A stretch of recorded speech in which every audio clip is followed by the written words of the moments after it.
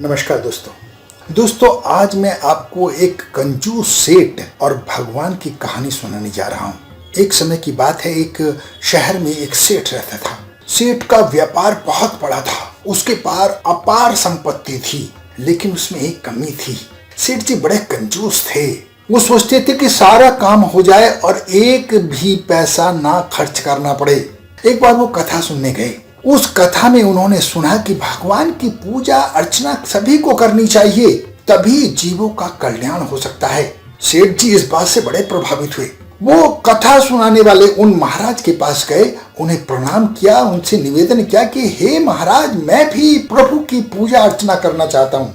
महाराज ने कहा, ये तो बड़ी अच्छी बात है, अगर आपके मन में इच्छा है तो आपको जरूर करनी चाहिए।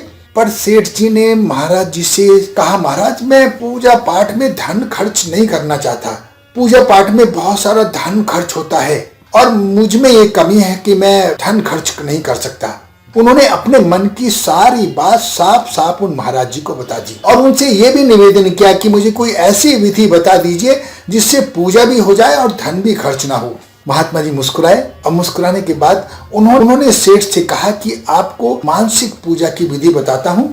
इसमें तुम्हारा धन खर्च नहीं होगा, बस आंखें बंद करके मन से उस वस्तु को ध्यान कर प्रभु को अर्पण कर देना है। अब सेठ जी तो बड़े प्रसन्न हो गए कि बिना खर्च किए भगवान की पूजा पाठ हो सकती है। सेठ जी ने मानसिक पूजा करने का निश्चय किया और वो मानसिक पूजा करने लगे।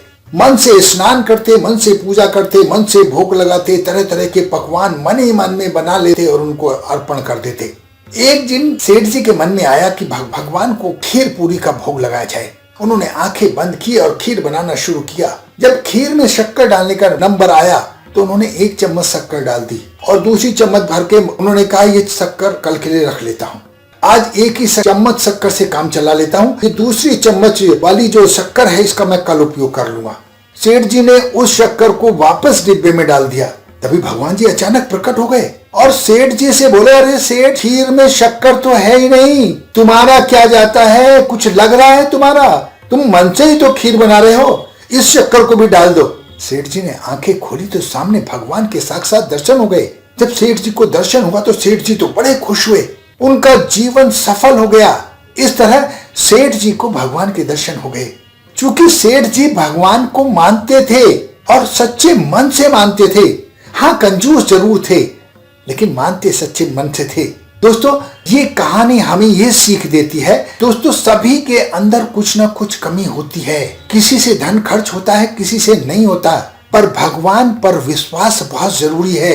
सेठ कंजूस था लेकिन भगवान को मानता था, उसे भगवान के दीदार हो गए। और हमें भी ये सोचना चाहिए कि हमारे अंदर कितनी भी कमियां क्यों ना हो, लेकिन हमारा भरोसा भगवान पर बना रहना चाहिए। ये भरोसा ही आपको प्रभु के नजदीक ले जाता है। अपना भरोसा बनाकर रखिए और प्रभु की आराधना करते रहिए। अपना बहुत ध्यान रखिए, हंसते रहें, मुस्कुराते रहें, खुश रहें। धन्यवाद।